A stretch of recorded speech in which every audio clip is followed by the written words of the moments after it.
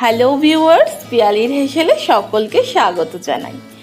আজ আমরা একটি সম্পূর্ণ নিরামিষ পটলের রেসিপি আপনাদের সাথে শেয়ার করব। তো আমরা আজকে বানাচ্ছি বাহারি চাল পটলের রেসিপি। তো বন্ধুরা, আশা করি এই রেসিপিটা আপনাদের ভালো লাগবে। আসুন তাহলে রেসিপিটা দেখে নেওয়া যাক। আমার চ্যানেলকে সাবস্ক্রাইব করে নিন আর বেল আইকনটি প্রেস করে রাখুন আমার ভিডিওগুলি সবার প্রথমে দেখার জন্য। প্রথমেই আমরা নিয়ে নিয়েছি প্রধান উপকরণ পটলটি আমরা একটু কাটাটা দেখিয়ে দিই।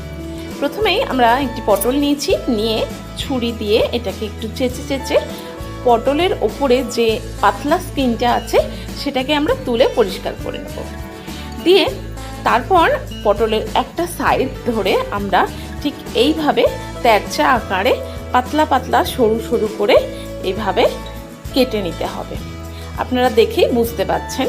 ঠিক অপর সাইডে একইভাবে আমরা কেটে নিচ্ছি পটলটা এইভাবে কাটা হয়ে গেল। এইভাবে আমরা সব পটলগুলো কেটে নিয়েছি। তারপর পটলগুলো ম্যারিনেট করছি নুন, হলুদ আর গুঁড়ো লঙ্কা দিয়ে।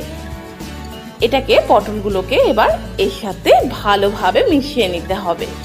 মিশিয়ে নিলে এই নুন হলুদগুলো পটলের গায়ে যে কাঠগুলো করেছি তার জন্য কিন্তু বেশ ভালোভাবে পটলটার ভিতর ঢুকে যাবে মশলাগুলো। তারপর কড়াই বসিয়ে তেল দিয়ে দিলাম। সাদা তেল আমরা ব্যবহার করছি বা রিফাইন্ড অয়েল। তার মধ্যে পটলগুলো দিয়ে আমরা ভেজে নেব। পটলগুলো ভাজার পরে কিন্তু ডিজাইনটা বেশ সুন্দরভাবে দেখা যাবে। আমরা যে ডিজাইনটা করেছি সেটা পটলটার ওপর পাতার মতন হয়ে একটা ডিজাইন কিন্তু এসে যাবে।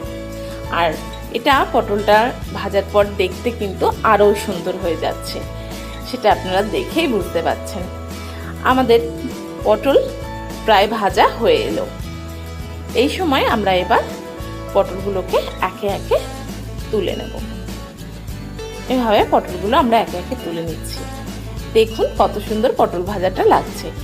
আপনারা এইভাবে পটল বাড়িতে ভেজেও কিন্তু খেতে পারেন। তারপর দিয়ে দিচ্ছি তেলের মধ্যে গোবিন্দভোগ চাল দেওয়ার জন্য কিন্তু এর স্বাদটা অসাধারণ লাগে, কারণ গোবিন্দভোগ চালে একটা নিজস্ব সুগন্ধ আছে। এরপর দিয়ে দিচ্ছি আমরা আদা আর কাঁচা লঙ্কা বাটা। ঝালটা কিন্তু একেবারে নিজস্ব ব্যাপার, যে যেমন ঝাল পছন্দ করবেন সেই অনুযায়ী দিয়ে দেবেন। তারপর দিয়ে দিচ্ছি টক দই, দিয়ে একটু নাড়াচাড়া করে সামান্য হলুদ দিয়ে দিলাম। তারপর দিচ্ছি স্বাদ মতন নুন, আর দেব শুকনো লঙ্কার গুঁড়ো, জিরে গুঁড়ো, ধনে গুঁড়ো, আর দিচ্ছি খুব সামান্য চিনি।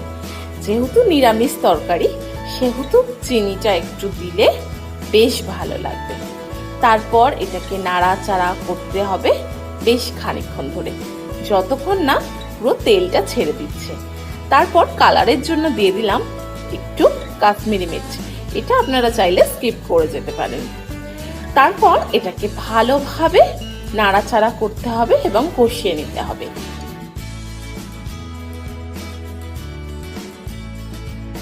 তারপর দিয়ে দিলাম একটু সামান্য জল, দিয়ে ভালোভাবে এটাকে মিশিয়ে নিতে হবে। দিয়ে খানিকক্ষণ এটাকে ফুটতে দেব, যাতে চালটা আচ্ছিন্ন হয়ে আসে।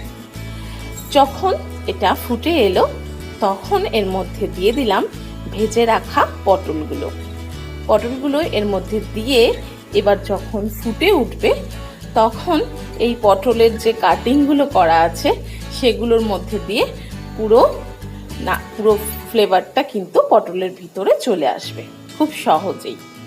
বন্ধুরা, এইভাবে আপনারা এই রেসিপিটা করে দেখবেন, আমি কথা দিতে পারি আপনাদের ভীষণই ভালো লাগবে। এরপর পটলগুলোকে একটু ওলট পালট করে এভাবে এটাকে সিদ্ধ হতে দিতে হবে। তারপর মিনিট 5 পর আমরা আবার ফেরত আসব। আমাদের দেখুন পটলগুলো কিন্তু সিদ্ধ হয়ে গেছে আর খানিকটা জলও কিন্তু টেনে নিয়েছে।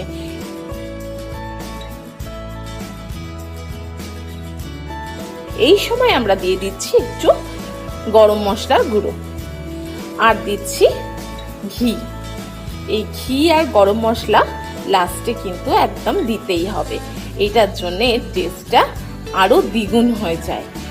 বন্ধুরা, এই রেসিপিটা আপনারা ট্রাই অবশ্যই করে করুন, আর কেমন লাগলো আমাকে কিন্তু কমেন্ট করে জানাবেন। যদি ভালো লাগে একটা ছোট্ট করে লাইক আমার পাওনা রইল। আর এতক্ষণ আমার সঙ্গে থাকার জন্য অসংখ্য ধন্যবাদ জানিয়ে আজকের মতন এখানেই বিদায় নিচ্ছি। আবারও হাজির হব নতুন কোনো রেসিপি নিয়ে। সেই পর্যন্ত সকলের সাথে থাকুন। নমস্কার।